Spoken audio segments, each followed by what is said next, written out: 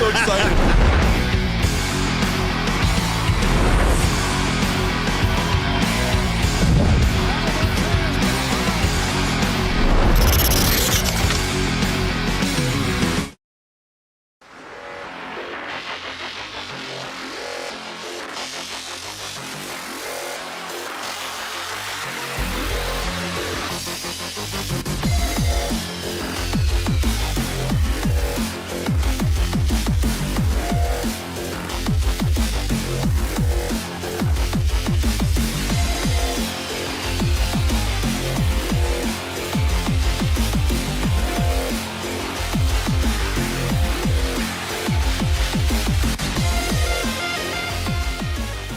It's time for Two Guys and a Goalie with Dustin Nielson, Matt Cassian, and the goalie, Joaquin Gage. All right, it's 12:02. Welcome to Two Guys and a Goalie. Today, it's one guy and a goalie. Cass will be off this week. He's got a ton of work stuff going on in the summer. So he actually, you know what Cass did? He called me to apologize for having to miss the two shows this week. He goes, sorry, man, I'm just really busy with work stuff. And I said, yeah, I know. I understand skipping the two shows on the slowest sports week of the year. I get it. Yeah. I didn't have the heart to tell him, but I was way up, I don't know what it is. Well, it's Regina. I was 24 floors up in the hotel. The internet sucks and the phone connection wasn't good. So he was kind of talking away and it was like underwater to me. It was like, and I was like, all good, Cass. I understand it. Everybody gets busy. Like, don't worry about it. But anyway, so Cass won't be available this week. He said he'll be back next week. Didn't tell me he wasn't going to be here, I guess. Whatever. Well, that's a very good point, actually. Probably could have texted our group chat. Yeah. No. He said he didn't want to do it over text. He said he just wanted to give me a call. He was obviously not that busy. But I don't know how, after these many years together, he doesn't realize I hate talking on the phone. Oh. Like, just fire me a text, I hate the phone. I know. I hate the phone. But how do you, I mean, you're in your other job, your real career. Fine. That's when it's like, and really important stuff like that, it's fine. But when it's just, when someone calls you and goes, hey, what's up? Nothing. And they have nothing to do. That's weird. I'm like, does that still happen to you? I think, yeah. Oh, man, not me. Jeez, really? Yeah. I said, hey, man, what's up? Yeah. Nothing. What's going on? Yeah, What is your reason for calling me? I think because most of my friends are alcoholics and they've had a few. They just want to talk. Two Guys and the Goalie is brought to you by GS Construction, setting the industry standard for 50 years with quality, efficiency, and safety driving their success. GS Construction has a foundation built on teamwork. Now they want you to become a part of the team. Visit www.gsconstruction.ca and click Ready to Work or visit their page at Indeed.ca. With the Next Up Person program at GS, it's not just a job, it's a bloody career. Go get yourself a career with the Sandman and the crew over at GS Construction. It's funny that you brought up the phone thing because in between Lock Shop and Two Guys, my phone rings. I know. It's my wife. Yeah. And I said before I picked it up, what's she doing calling me between shows? They're probably watching the shows back at the house right now. Why is she calling me? And it was a quick little question about some kid stuff. But still, between shows, I've got this mindset on. I'm in show mode. At least it's between shows. My wife, how long have I been doing this, Dusty? And she'll phone right during a show. I go, what? Wow. Oh, right. So yeah, she just doesn't care. No, doesn't care at all. Doesn't care at all. And when I see it, I'm like, oh gosh. The first thing is like, what did I do wrong? Yes, of course. And like, did I not put the seat down? Did I not do, like, I go through the things that I probably had to do that I didn't do. I swear to God, every time I pick up the phone when Tammy calls, I started with, what's wrong? Yeah. Right? Because I'm thinking something wrong with I know. Why else would you call me? Yeah. Like we were apart for a year, like long distance after we got engaged before we got married. And it was a lot of phone calls all the time. Yeah, Back then it was just like, so I was a little bit better talking on the phone back then. But as of our wedding anniversary on Thursday, that was 16 years ago, 15 years ago. Yeah. Our 15th wedding anniversary coming up. Oh, it's coming up. Yeah. On Thursday. Nice. Yeah. Yeah. It's crazy. 15 years married. Can you believe that? Hey, I'm, what are you at? Married? Yeah. 20. But together? 26. Oh, wow. 25. Yeah. Tam and I would be 17 together, 15 married. Yeah. God. It's a long time. That is a long time. Now I listen to all these young guys around here with all their girl problems, and I find it to be absolutely hilarious. Oh, gosh. Yeah. It is hilarious. Right before I hopped on, I checked in for my flight to Montreal tomorrow, and I was telling you I'm in an emergency row, which I try to get religiously. Yeah. Like sometimes it'll cost a little bit more. Oh, do you have to pay? Sometimes. Like on WestJet, because I've got really good WestJet status. Humble brag. Yeah. I can pretty much get the emergency row for free, although I think anybody might be able to there. And maybe it's not. But on Air Canada, I had to pay a little bit. But I mean, it's from here to Montreal. I'm not getting That's jammed long. into a regular seat. I was like, you know what? What about business class?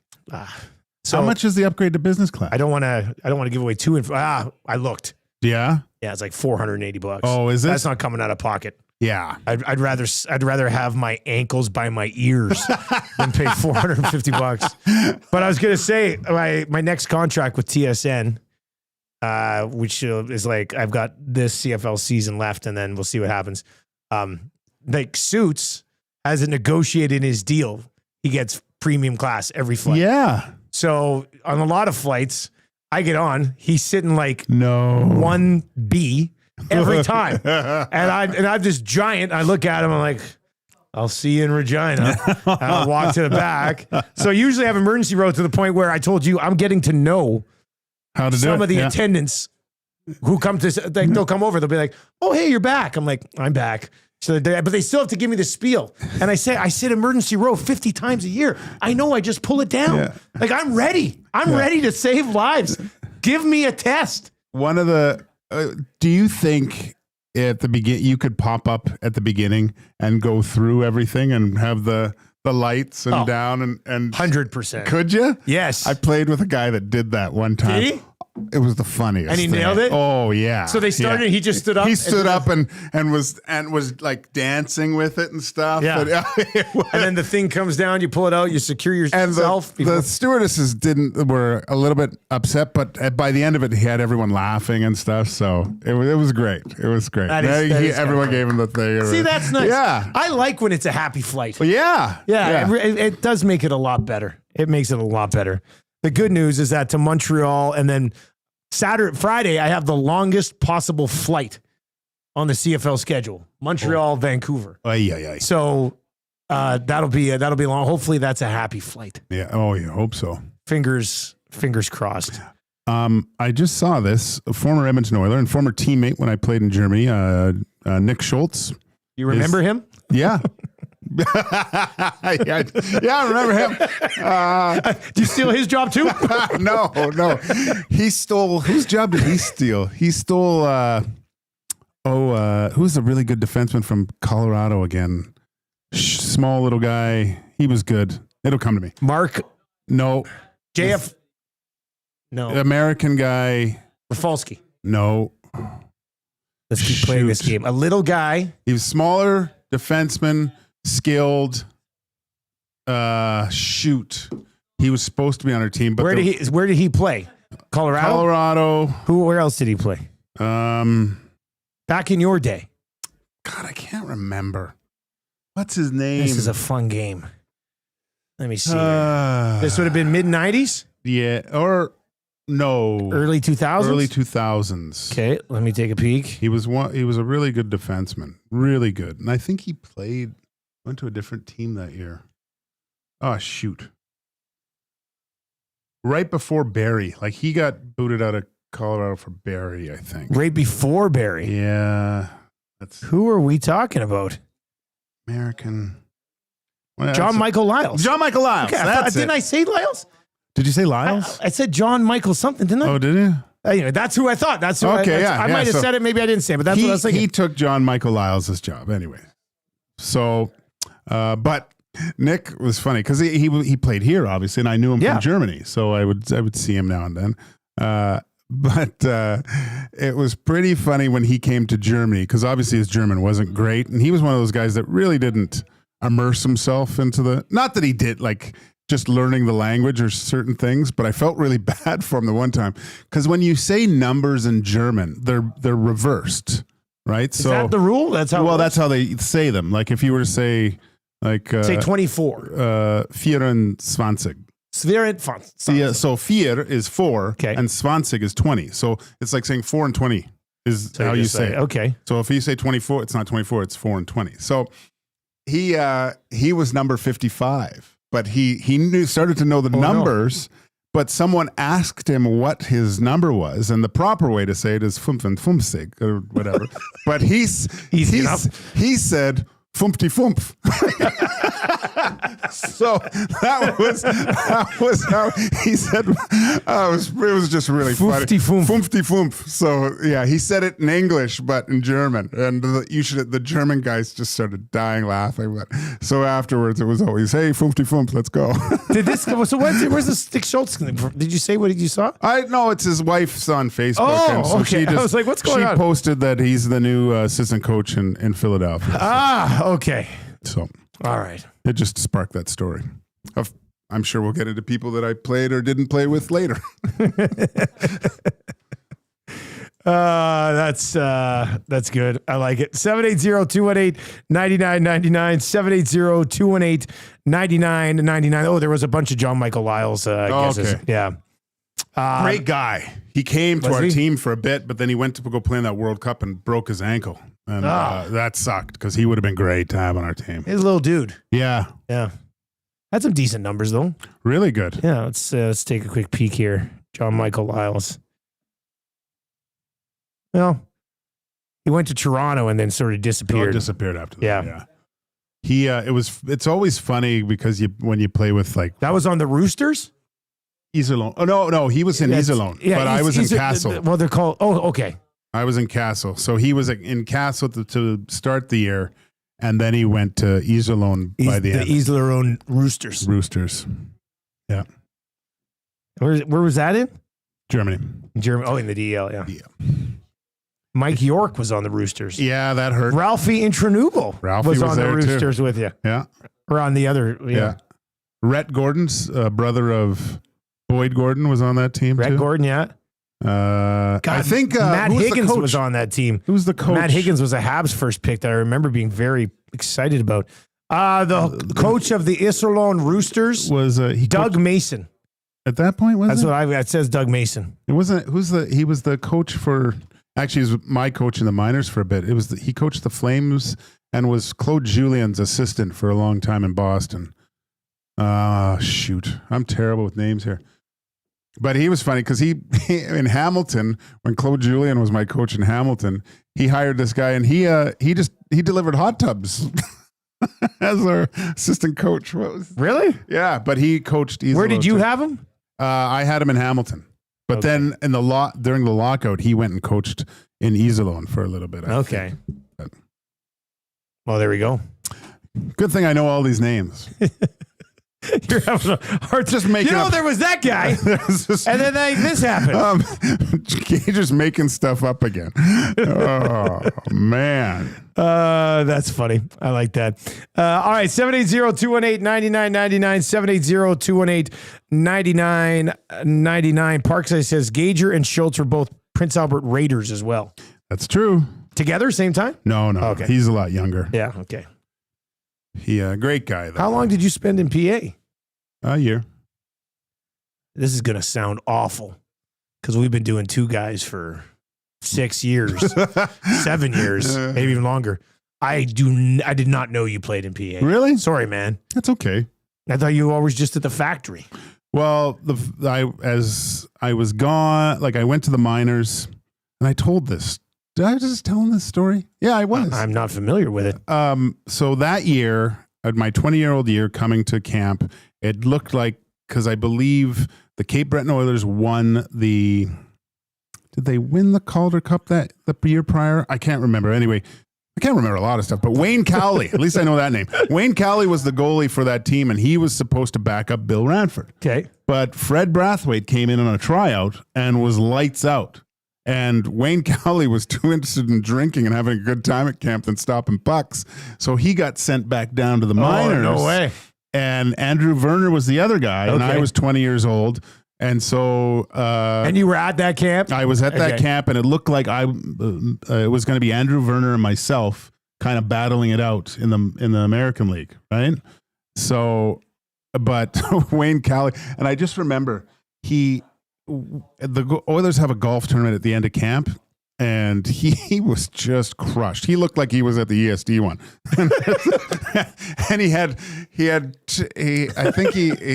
the beer cart girls were all around him at the party and stuff, and he was drinking and pounding out beers, and he was just. Is that the end of Oilers' main camp? Yeah. Oh, yeah. And then he got sent down. Trying to make the team. And then. Not a great look. But then I remember one of the scouts goes, look at that guy. That's what we need more of on this team. I never saw that scout again. Really? That was him too. That's old school. And then, and so then I'm back.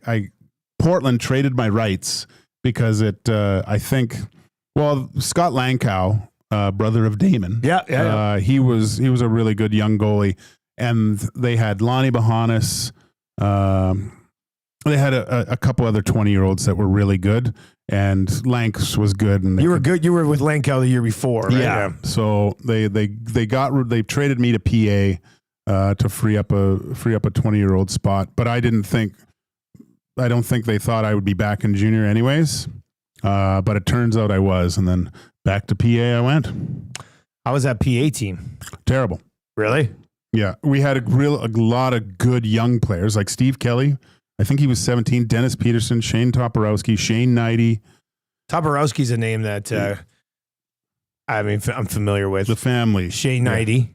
Toporowski have a brother play in Lethbridge? Kerry Toporowski. That was the killer. Did he? Yeah. Did Kerry? No, he played in Spokane. Oh, Kerry. I thought there was a Toporowski that played in Lethbridge. Probably. I think there's 3 brothers. And Dennis Peterson was a whale of a player. How about Van Burgess? He was your leading scorer. He was a hilarious guy, man. I played with Burgie in Swift Current. I was there for like a few weeks. Fun guy. Real fun guy. He was one of the old guys on the team. Dave Van Druen played a bit of pro. Who else? Brad Church. Really, he was a good player but too. The team sucked. Yeah, but they were all 17. Right. So you were getting peppered behind a bunch of 17-year-olds? It was just awful. Don Clark was our coach, brother of Wendell. Oh, well, there you go.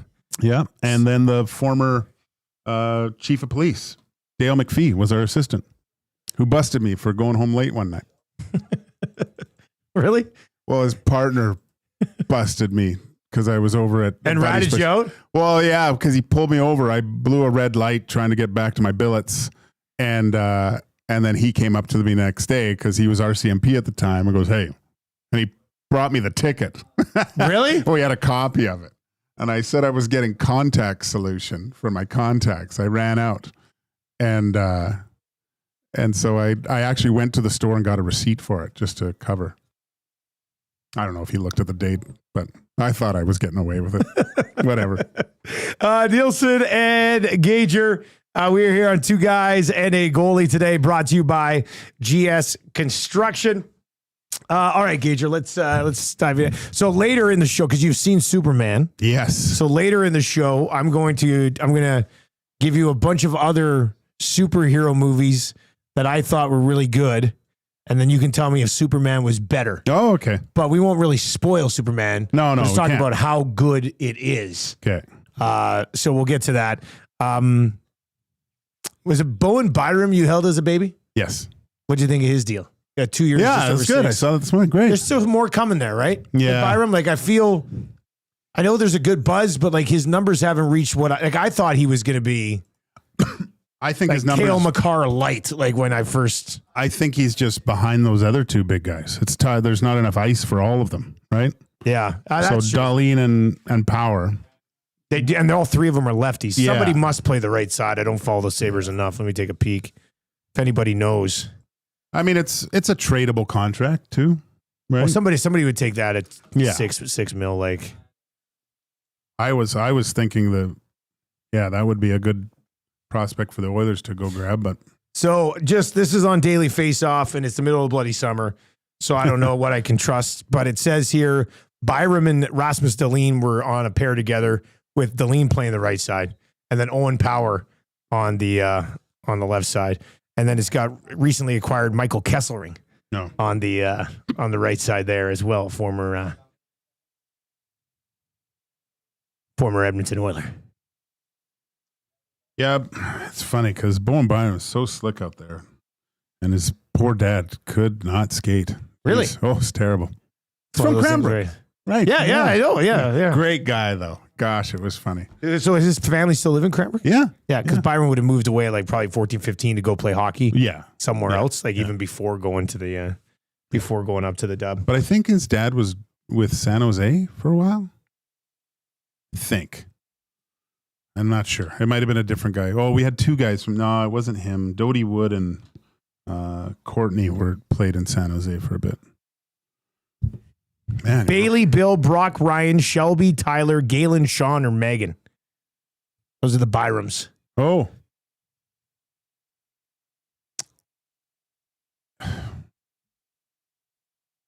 What was the daughter's name again? There's a Megan Byram. No. But she's not from Cranbrook. Anyway, Whatever. we'll see what happens with. I know there's a lot of talk about trying to move him. Nothing got done. I'd like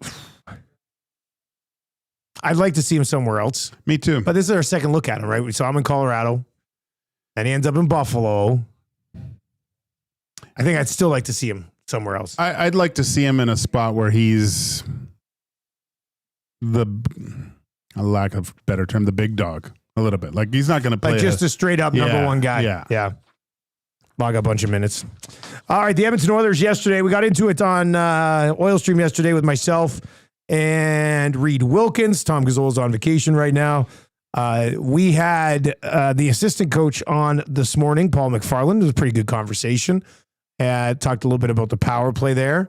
And then you guys will have the goalie coach on the show today. Have you talked about, you got to bring up that. I guess I Yeah, I mean, you probably have to. guess right? I have to. He'll just be over the phone, so he won't see you. But how do you do? So if you missed it on the morning show today, we did kind of reveal to Gager that he and Aubrey, the new goalie coach, were on a team together. Well, they both played for the same team in the same year. And then what did you say? Well, I was in limbo looking for a job at that time. And then the mosquitoes came calling. Yeah. What a name. What a name. And so I go, yeah, sure. Jumped on a plane. This in England? No, this is in Germany. Oh, they're Germany. Yeah. Okay. So just outside of Dusseldorf is where Essen is. Okay. And I got there, and I remember going into the dressing room, and there was the young other goalie, German kid, Benny, and then I think it was Aubrey. Okay. On the other side, and I got there, and he was packing up his stuff, and I can't remember completely, but I think he was released from the team, but practicing. Well, after they signed me, and then he was waiting to go somewhere else in Germany. I think he was going. He ended up that year. See, so this is it's not like he was unemployed for the year. No. He ended up after the Mosquitoes. That season, he went and played 32 games for Newcastle and the EIHL. So that's the English league. Actually, and then he came back over, played in the East Coast, had a .918 save percentage, actually. Then went back out to play 2G Bonn is Germany. That says it's the same league as the Mosquitoes. Landsberg. That's in. And then he played Cardiff. Yeah. So back and to England. then he was in France for a couple of years. Yeah. So it's not like his career ended. No, he played long after I did anyway. Ended working out pretty well. Ended working out. Did him a favor. Ended working out pretty well. Who's your best goalie coach? Which goalie coach did you like the most or helped you the most? Magnus Jonsson in Sweden. Okay. Now why? Why him? He just got me. He would come over. We'd talk after games, good or bad. And Sweden, I mean, they're fanatics with working out, right? So like before practice, we'd be working out and doing like training and stuff. It was crazy. And then we would go out before practice, and he would set up. We would talk about some drills to do that maybe okay, in certain situations last night, it kind of looked like this. You needed to do this. So we would come up with drills, and it would just be him and I on the ice and doing stuff. And just, either you go down and how you turn and just getting the proper technique and being the most efficient, right? That's what he was like. He's really interesting. I'll post him stuff on the X machine because he has tons of stuff on there and goalie things and stuff. He was a really, really smart guy. And I enjoyed working with him. So when you were in, I'm just trying to think about, and this is a conversation we can have with, there's so much conversation around, the new goalie coach helped Stuart Skinner and improve the areas we need to improve. We can get to that in a little bit. But when you were in junior and then, your formative years in pro in the American League and stuff, like, was it the same back then? No. That's what I'm wondering. Like, it's probably the role of a goalie coach today is probably, did you have anybody? No one. It was funny because I saw Pete Peters the other day. Yeah. And he was my first NHL goalie coach. And I was walking around in flip-flops and he made a joke. He goes, Jesus, Gager, why didn't you just turn your feet sideways? You would have stopped way more. So I got big feet. If I would have known this, I would have turned. Over and over and over again. But Scott Housen hired a guy, and I don't know how. This was my first year pro. So Scott Housen was our you your GM. First goalie coach. Yeah, was our GM in Cape Breton. Yeah. And he hired this guy that was, and I'm butchering the name but he had a video. He had a few like VHS videos where he gave me one. Watch tape. of him, but he was just a butterfly guy. And he was. What year was this in? This would have been 95. So 94, 95. That's not super early, but still kind of early butterfly time, yeah. Right? Oh yeah. It's early still. Yeah. Like everything's changing a little bit. Yeah. Right.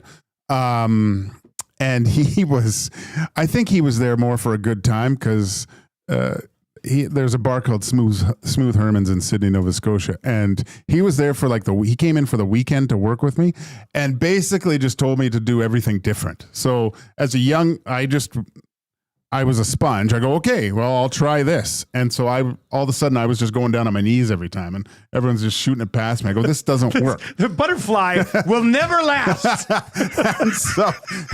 But I remember him, he smelled like cigarettes, whiskey, and like Scope mouthwash. That would be a title of the old show. Yeah. Or Butterfly Will Never Last. Like that would also be a title of the old show. So you gotta start doing that again. He was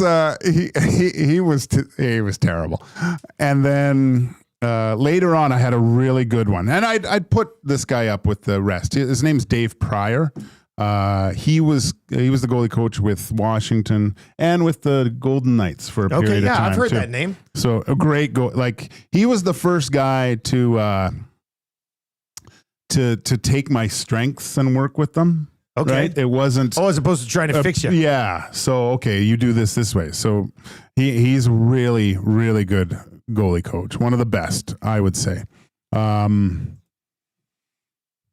Yeah, and so you just didn't have anybody. You couldn't bounce out. You had to figure it out yourself. And half the time, which was, and I don't know how it is now, which it always, when guys, I hear them say this, it's always piques my interest a little bit. When Stuart Skinner and Calvin Pickard talk about their relationship, I'm like, oh, they get along, but do they actually sit after games and go through things together and talk about the game and what happened here and what happened there? Because you never did that in my day because you were competing against the other guy. You didn't want the other guy to do well. Yeah. That's so I'm like, I'm always thinking, God, do they really do that? Because that never happened. And I had some pretty good partners, right? That I liked hanging out with, but we didn't share the trade secrets or stuff or give advice at any time. I guess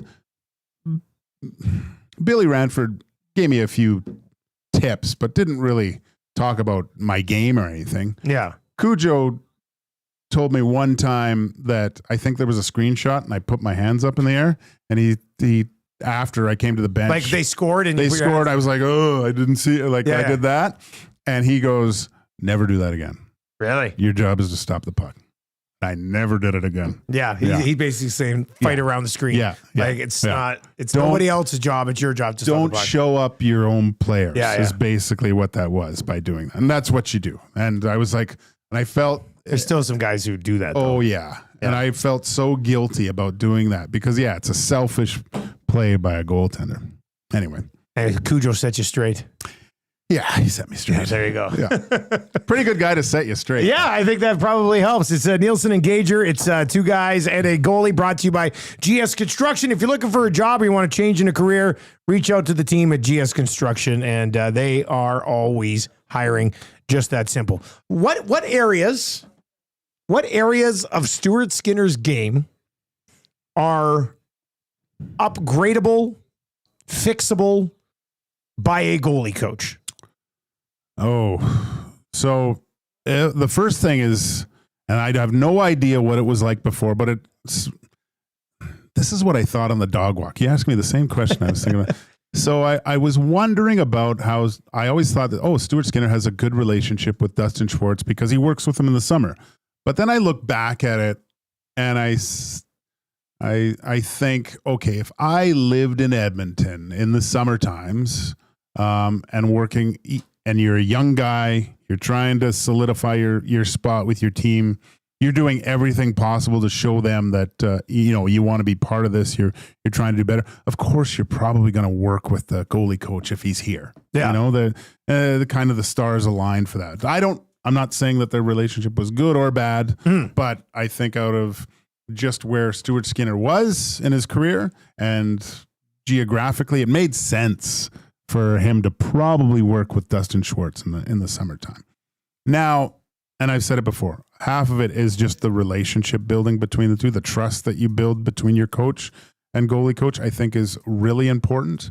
But to me, it's not reinventing the wheel, right? You got to take the strengths, increase them, and try to tighten up the deficiencies. And if you're looking at the deficiencies, there's two that stand out. And I said this at the end of the year that I think Stuart Skinner should really start working on. One is his puck handling ability. Okay, it stinks behind the net playing the puck. It stinks. He doesn't stop it well enough and set it up for his defense. And it's hard. And he's not one of those guys that's, I don't think, gifted with stick handling. I wasn't either, but it's something that you can work on and get a little bit more proficient at. He did score a goal. He did score a goal. Just saying. Yeah. But and the other is his skating. Okay. So this is where. So is that straight up gears off? You're just working on skating. If it was me, Dusty, I would do this. And this is what I thought of. If I was the goalie coach with Stuart Skinner, I'd have him like stuff from the waist down on. So pants, pads, skates. Yeah. And have him go out with like a figure skating coach. Okay. And actually doing crossovers and edge work. So with pads on, but not like blocker, but not just moving around in the net. Yeah. Like this is full edge work and feeling those. And then gradually, then you need to talk about how do you translate that type of edge work to be better while in the crease moving around, right? So, and I've always said, like, Stuart Skinner needs a little bit more flow in his game. I like how he can, when he's on, he's great at anticipation and setting up that big frame. But when you're talking flow, you're talking smoothness, or like Vasilevsky. Vasilevsky moves like he's connected to his crease. Yeah. Right? Like he's just, and it's tough because I think Vasilevsky probably does that better than anybody since Carey Price. Yeah. But Skinner is more like shuffle over, get in the spot, go down, hit me. There's not a ton of. You can, that's weird, but you can tell Stuart Skinner's on skates. When you watch Vasilevsky, you go, what's on his feet? Like, is he on? Yeah. How is he moving around? It's ridiculous. And I always say this is what I would want him to start. It's almost a separation from your upper body and lower body. It's like what Connor McDavid does. Like his feet is down here is going all over the place, but he's got the puck and he's doing like he has to find a way to incorporate everything, I think, a little bit better. And it starts with his skating ability, because I think that's the one hurdle that's holding him back a little bit. Buster TN says, I like when Skinner dives forward to try and draw interference penalties. Okay, now, so what'd you say? It was skating? Skating, puck handling. Oh, puck handling, Yeah. Okay, but you also said in there, take what he does well and make it even stronger. So what would you say he does well right now? So when he's on, his ability to track the puck, I think, is really good. Okay. Like, because look, I'm not saying he's Bambi out there. Yeah. There's just a parts of his game I think he can really improve on. But his ability to read the play, and he's a big guy that's used his frame, and it's gotten him to the elite level but this is where the skating comes in a little bit more. And he did struggle with finding the puck through screens. And I think he's just kind of so used to just being so big and hitting him, right? 6'4". Yeah. So, but when he's on, he just seems to track that puck so well, even through screens. And like I'd seen him over the past few years, he makes certain saves look so routine where the puck is coming from one side and is actually screened in the middle, and he's making the save on this side of his body, right? And controlled rebounds. So devising, but I think that kind of comes back around to the skating again. Yeah. Right. Yeah. Like being confident enough to move around your crease that way. That's the base. Like when you watch. Vasilevsky looks almost like he has edges on his pads. I know. And he can, It's crazy when you watch Vas. And even you could say Bobrovsky to an extent too, right? Really good on their skates. Ottinger, you can see his movement, the way he can move back and forth. It's really good. Skinner's not as good as any of those guys. But I think he can be. Gordon asks about his rebound control. What do you think about his rebound? He describes it as a problem, but what do you think about it? Well, you can say that game to game almost, of course you want good rebound control, but how do you define rebound control, right? Like when he's making saves and guys are hitting him in the chest and he's just grabbing them, that comes from A, good skating, B, recognition of where the danger's coming from, getting set in certain spots, and just top of the crease, belly button to puck, making sure that, it's hitting you. Those are the best saves. Those are the best feeling saves. I've said this before. When guys are windmilling it or diving across, I hate those because most of the time you're out of position. Yeah, you try and scramble back. Yeah, it looks great, but that's another part of his game that you need to work on, and that's what Magnuson and I worked on a lot. Is okay, we're in this position now. Let's work on the desperation save. So breaking down, being in a butterfly and going maybe back to your left. So what's the first step? So leg there, back, hand, and over. Yeah. Right. So we would break down the movements into like 3 or 4 movements and then keep doing them over and over. And then so it just becomes natural. It becomes, it's a natural movement. It's not so jerky. And you know what? That might be, I don't know. I don't want this to come across as, he's an NHL goalie who's had a lot of success, but it doesn't look very natural. No. What he's doing in there. Yeah. Right? I think that's a good way to sort of describe it. And it was great because we had one where I came across over the glove and then turned and put my paddle down. And it was like the next game where it came and I made the save. And he came in between periods and winked at me and then laughed. I go, yeah, it worked. It worked. It's happening. But that's the relationship that you build with a guy, right? And you kind of go. I think you go from there. I'm not a goalie coach. I coach little kids, and they can barely stand up. So. C-Run says Bobrovsky is aggressive and moves back into his net at the same time. He's pretty amazing at that. He moves like a cat, and I guess that's why, like Felix Potvin. It worked out well because Felix the cat's a thing. Yeah. But,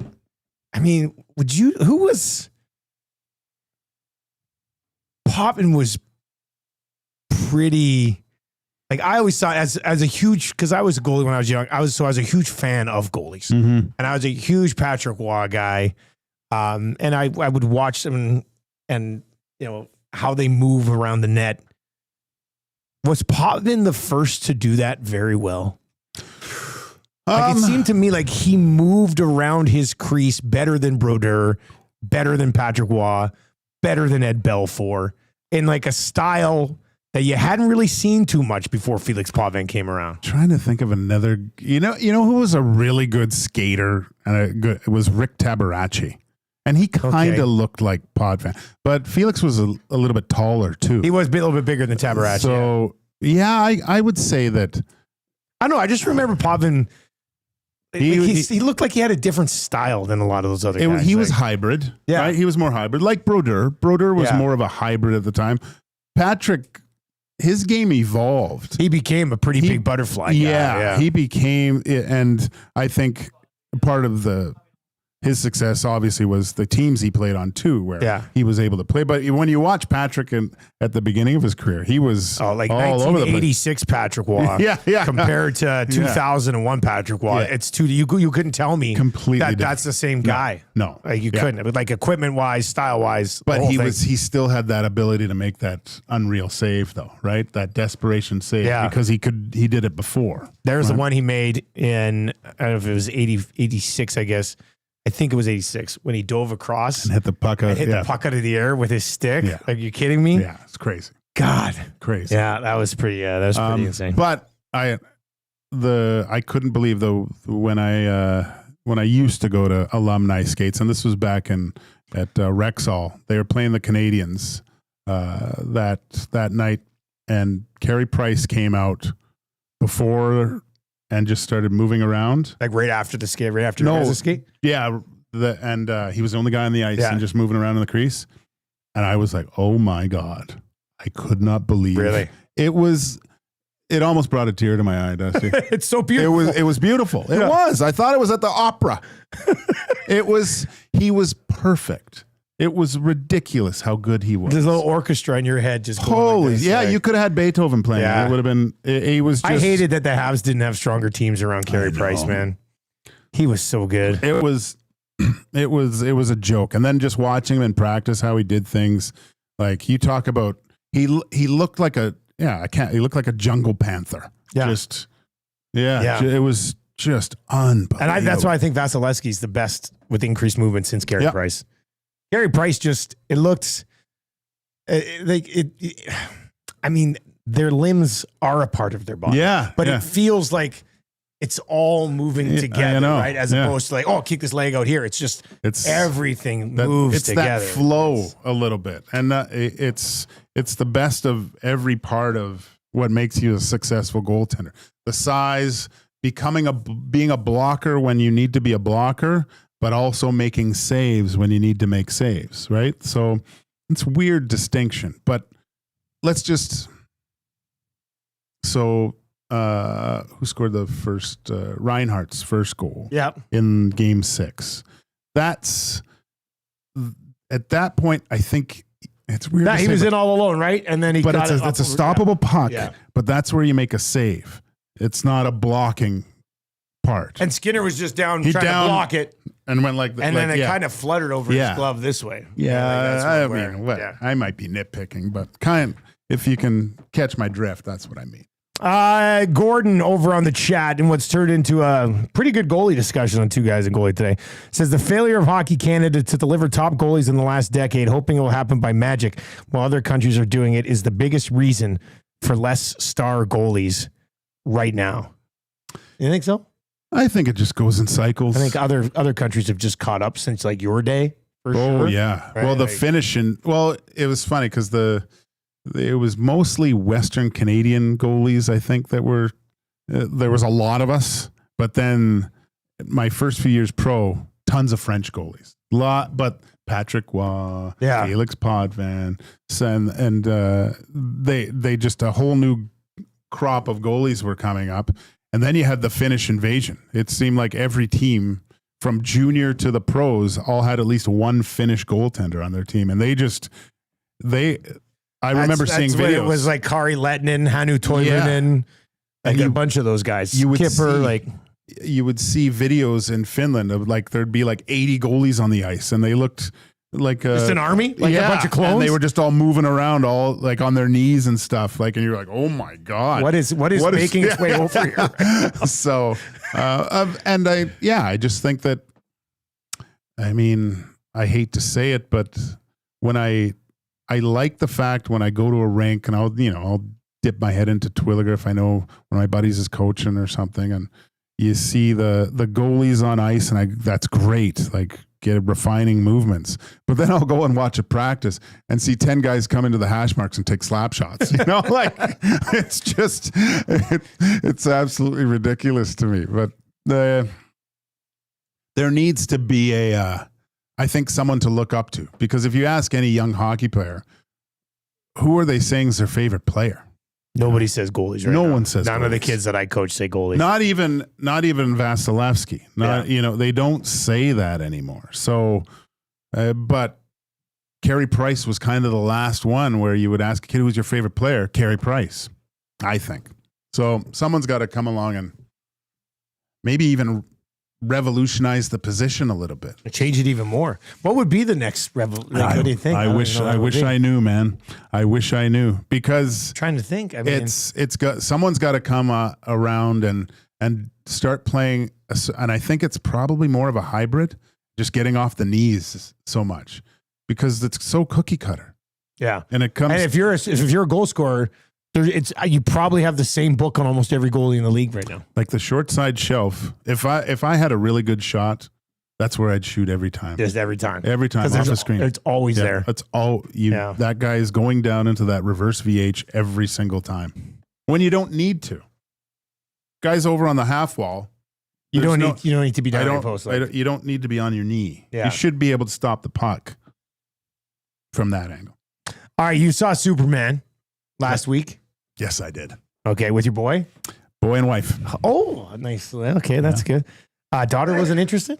What? Daughter wasn't interested? She was working out. Oh, okay. Wow. Somebody in the family has to be an athlete. I guess. Yeah. Okay, so I have some questions. Okay. Without spoiling it, I just want to know the level of goodness that I'm going to consume when I see it, hopefully this weekend. All right. Is Superman, the one that just came out, is it the best Superman movie ever? I have to say no, because of my vintage. When I first like Superman 1. When I first saw Superman, that was blew your mind. Yeah. Best Superman movie since the original Superman movies? It's different than Man of Steel. But I'm kind of a Man of Steel fan. But it's completely different. Okay. It's different. So I should rewatch. Maybe I'll watch Man of Steel on the plane tomorrow. Should. Hey, is that a good idea before just little refresher? Yeah. Yeah, and compare the two. Yeah. I should have done that actually. It's close, man. I hate to say it, because I loved Man of Steel. I thought it was great. And it's really close. All right. Is Superman better than the first Iron Man movie? Yes. Okay. Because it is. I do like that movie. It's good. Superman better than, and I think this is directed by the same guy, Guardians of the Galaxy. I mean, same guy though, right? I know. Yeah. Is it that style? Yeah. It is, eh? The first Guardians? Yeah, the first Guardians. Yeah, it is. Whoa. Okay, I like the first Guardians. Is it better than, and this is back to DC, is it better than The Dark Knight? No. Okay, Dark Knight's really good, eh? Yeah. All right. And then is it better than Avengers Endgame? No. Okay. Nothing. Yeah, you can't touch Endgame. Okay, so we're looking at probably a top 10. Yeah. Like a top 10 superhero movie in your mind, in your opinion. Oh, yeah, definitely. Comfortably. Very comfortable. So maybe in that 4 to 6 range. Depending on who you are, it'll probably be way higher, I would say. Really? Okay, so one of my favorite Marvel movies is Ragnarok. It's great. Which is is it kind of like that? Like there's some laughs in it? Oh, yeah. Really? Yeah. Oh, I'm very excited for this now. It's that bugger James Gunn, he gets you in the feels a little bit. Does he? Yeah, the prick. And they set up a sequel. There'll be Superman 2. Yeah, because without spoiling, you see the building, the Justice League. Yeah. You see it. Okay. Yeah. See, I'm still so new to the Justice League. I watched the other ones that they did and stuff, but to me, this is a whole fresh start. Nathan Fillion is fantastic. Is he? Yeah. Really good. And the guy that plays Lex Luthor is awesome. Yeah, who's has he been on other things? I didn't know this. I was watching just something came on, and you know the movie About a Boy, Hugh Grant? A long time ago. That's him. He's the boy? Yeah. Oh, really? Yeah. I don't really remember the movie. I just remember. No, I don't the remember. name. I didn't remember it either. Yeah, but now that's how his face. Now you remember it, right? So you recognize him a little bit. Yeah. Superman? No, Or not Lex Superman. Luthor, Lex Luthor, yeah. And this Superman, how does this Superman rank? He grew on me, man. Really? Yeah. Because the costume and stuff, and I'm like, really? And I'll say this. The start of the movie, it gets you right away. Really? Like action right away? Yeah, you're jumping in a moving car. All right, he's already Superman in the movie, and it's not like an origin story. Like they've already said this. You've seen it. Yeah. They don't like who doesn't know he's from Krypton. Yeah, you know that stuff. That's done. It's right into it. Okay, I'm really excited. I'll probably watch Man of Steel on the way out to Montreal, and then, or maybe I'll save it and I'll do it the day of when I'm flying back to Vancouver, Yeah. and then go straight to the theater. Yeah. That could be fun. What's coming up on EST afternoons outside of a guy whose job you stole one time? Well, I guess it's a big welcome back from Hernan for me being gone one day. Peter Aubrey, who I've started off on the path on a certain trajectory for him to become. Technically, you helped him. I helped him. So we'll talk to him at 120. Heat and Smoke, 140. Inside of the numbers for Play Alberta. Eric Fawcett, Stinger's assistant coach at 220. I think they're on a 4-game winning streak. They're rolling, eh? And this day in sports history and tee up Reed. Reed Wilkins show will be going from 3 until 6. I think you might be with Reed on Two Guys on Thursday because I will not be here. But anytime anybody gets to work with Reed Wilkins, it's an absolute pleasure. Gordon says Gunn is the anti-modern superhero movie maker because he's a script first showrunner as opposed to writing a movie around some splashy special effects that get done first. That's a lot to unpack. I got the special effects were great. I saw the slow-mo of some teeth being punched out of a... They're so good. Yeah. All right. Well, you know what? I don't have like crazy high expectations. Well, I didn't want to go see it. But my son wanted to, and it was his birthday. You gotta do it for your kid. Yeah. It was his birthday. He wanted to go see Superman. But it sounds like when Superman 2 comes out, you'll be all in. Yeah, you can't not go see it now. Yeah. Yeah. Well, exciting times in the world of movies. I told you I might try to do a double dip with F1 too.